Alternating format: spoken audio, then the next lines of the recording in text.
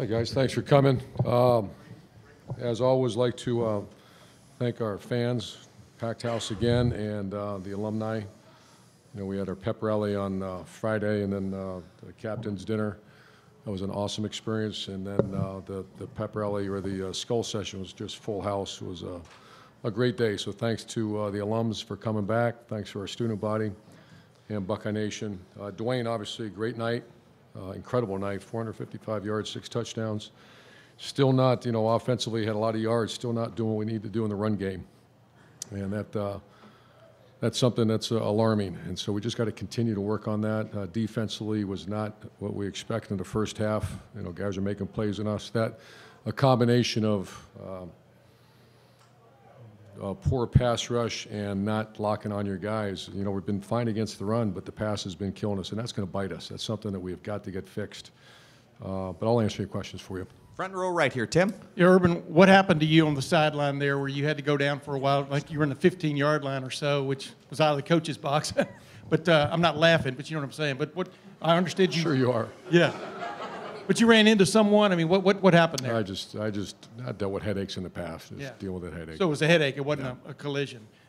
Did you think you might have to leave the game at that point? No. I mean, when did it kind of come right for you? Just a few minutes later? 2 minutes ago. No. Yeah.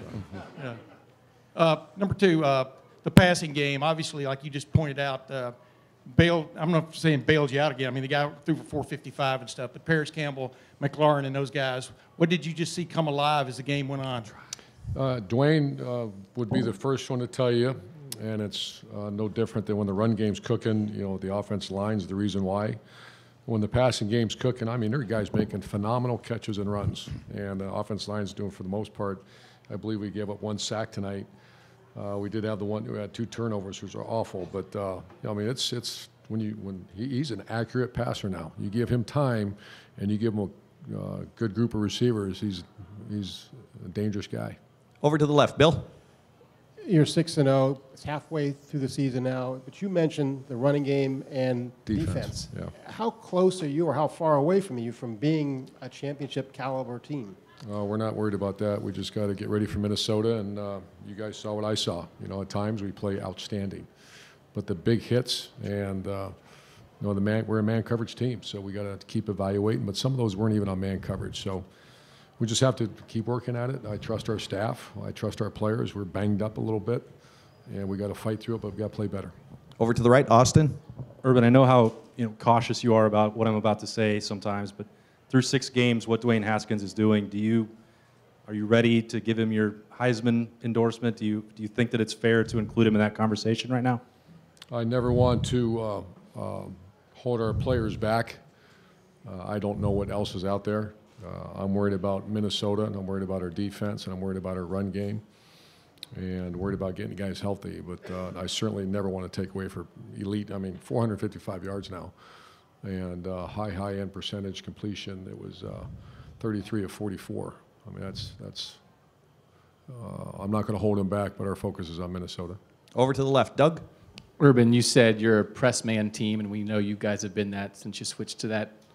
Is there any possibility of a consideration to, in some situations, backing off of that? Yeah. Well, we do. If you notice, we do bail sometimes. We just hate to give the free access throws to people. And, you know, I think this was, it didn't really snap at us like it did today. You know, Penn State, some guys made some plays on us, but today we really felt it. I felt it. That first half was awful. Do you feel like the teams maybe are thinking we'll take some deep shots on these guys? Maybe we'll get a flag. Maybe we'll grab one. That's what you're seeing. Maybe they don't fear you guys like maybe sometimes they have in the past. That your guys are going to make a play. Yeah, I know we have very good personnel, and it's just something we're going to keep working at. But your comment about are we going to take a look at other things, we already have.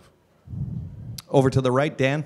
You mentioned the run game wasn't what you wanted, the defense wasn't what you wanted, but you guys were still able to take care of business. Last year against Iowa, after the Penn State game, you guys weren't able to do that. Do you see that as a sign of growth for where this team is this year? I do, and we practiced very hard this week after getting in at 3:30 in the morning.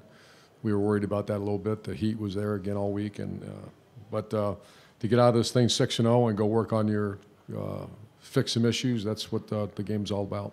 And Malik Harris Cooper, I believe, both left the game early. What happened with them? They're still being evaluated. I don't know for sure yet. Over to the left, Ari. Urban, you guys put up a million yards and won by a lot. But there were a lot of things that you said in terms of the defense being bad in the first half and things looking a little bit out of whack. I mean, I know at the end it looks great and everything you guys did is probably what you wanted to do, but is that what an Ohio State letdown is looking like this year? Are you guys that good? I'm not sure the question. If that's, I guess the question is, if that's a bad game and we still win like that, then that's a pretty good football team out there. We don't look at it like that. We are gonna, we're gonna enjoy the win like we just did. We're gonna go back and you start giving up close to 300 yards passing in that first half. That's not. We did make some adjustments, and Sacramento played much better. How would you rate that game? How would I rate it? Was that a good game, bad game, off game? If I'm Paris Campbell, it's a hell of a game. He had 9 catches, 142 yards. Pass defense, you'd say, in pass pressure, pass rush, no. No, it was not very good. And then, knocking people off the ball and running the ball, I don't think it was great, but I got to watch the videotape. We're just not consistent in that area. Those two areas are the problem child right now. Okay, we got time for just one more set of questions. Rob, over to the right. Urban, it's good to see McLaurin can do more than block, right? I mean, is that... Yeah, he's a hell of a player, and he's like I told you. You start using the word Evan Spencer when you see the way this kid plays. He's fantastic. And also, can you go as far as you want to go with an offense like this, as dynamic as it is, but a defense that gives up big plays? Is there a trade-off? No, you can't. At the end of the day, that you have to play great defense to get where you got to get, and I'm confident that we will, because at times we've played great defense. And we have to get everybody healthy and get back to that. Great. Coach, thank you very much. Hey, folks.